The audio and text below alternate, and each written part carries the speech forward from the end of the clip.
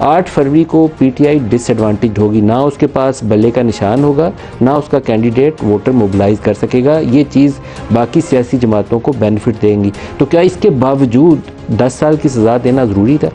लोगों में पोलराइजेशन मौजूद है। जो कैमरे के ऊपर रिएक्शन मिलता है, मैंने वो सारे रिएक्शन टीवी पे नहीं चलाए क्योंकि बाज़ ऐसी चीज़ें थी कि हमारे इदारों के ऊपर उंगलियां उठती थी, मुझे उन चीज़ों को एडिट करना पड़ा।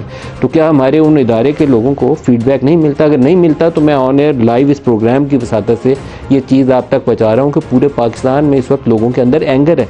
आप इंसाफ से इलेक्शन होने दें, और इंसाफ से इलेक्शन का मतलब ये होगा, अभी कम से कम जो मौजूदा सूरत हाल है कि जो बची खुची पीटीआई है उसको इलेक्शन में रहने दें, वो उसको जीत जाने दें। जितनी 4 सीटें वो जीते हैं उनको उतनी सीटों के साथ असम्बली में आ जाने दें।